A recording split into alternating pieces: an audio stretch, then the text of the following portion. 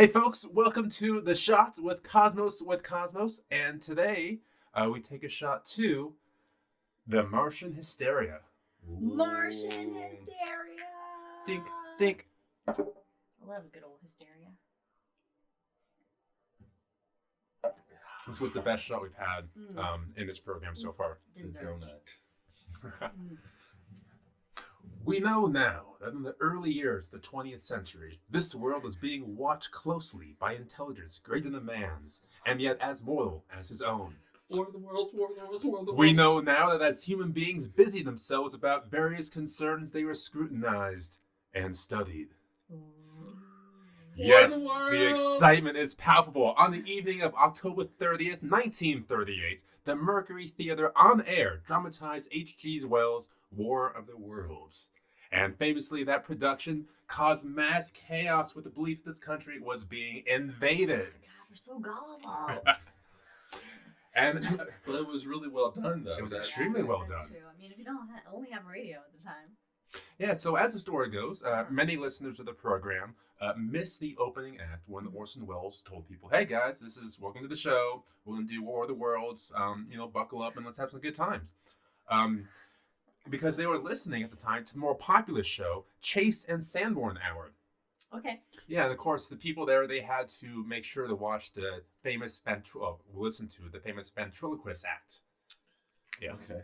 Yes. I I don't. that works this is over radio. radio. I don't know how that works over radio. All right. So once those people watch the ventriloquist act or listen to it, Mhm. then they tune into Mercury Theater because they don't care about whether a musical act was on that yeah, show. fuck the music No, they is. came over to Mercury Theater, and so they missed the introduction. Mhm. And so the first thing they heard was in the show was field reporter Cora Phillips describing the strange objects that have fallen from the sky. Ladies and gentlemen, this is the most terrifying thing I've ever witnessed. Wait a minute. Someone's crawling out of the hollow top. Someone or something. I can see peering out of the black hole two luminous discs. Are they eyes? It might be a face. It might be... Liz, scream. That's the first thing that they would have heard tuning into the program. So, That's great. yeah.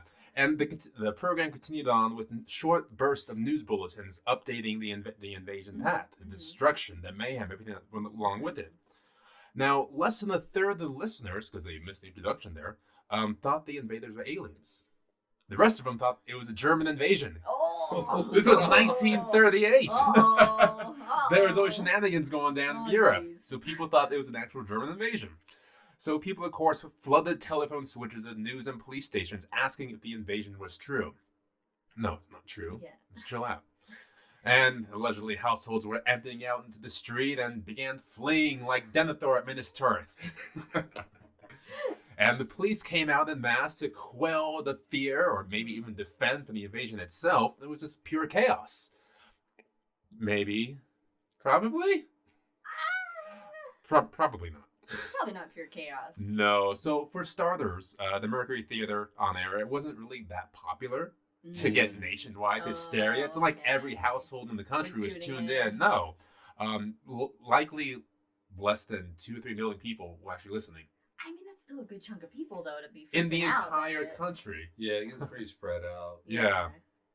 But still. Yeah, so for example, 5,000 households were contacted and asked, what program were you listening to?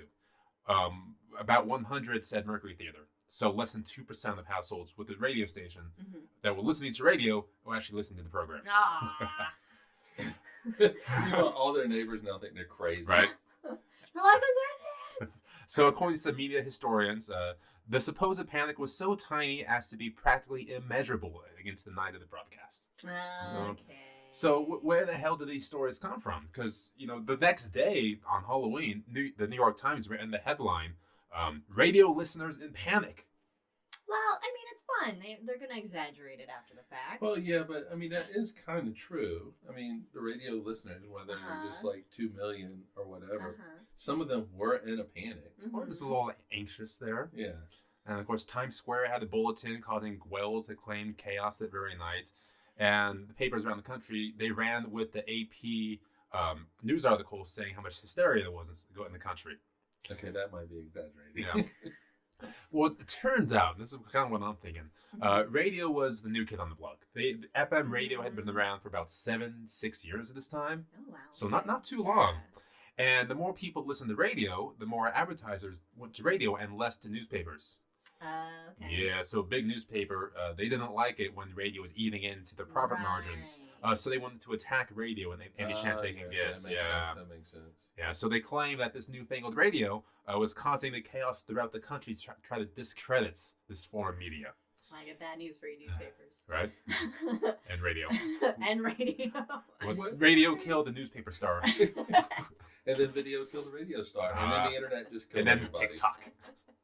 And so Wells, he would, of course, just go along with the idea because that's a great publicity. Yeah. Absolutely. Build up your own legacy like that.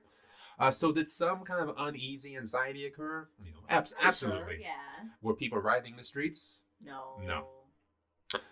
So, goodbye, everybody. And remember this terrible lesson you learned tonight. That grinning, glowing, globular invader of your living room is an inhabitant of the pumpkin patch. And if your doorbell rings and nobody's there, that was no Martian. It's just Halloween. Cheers, everyone. Cheers. Bye.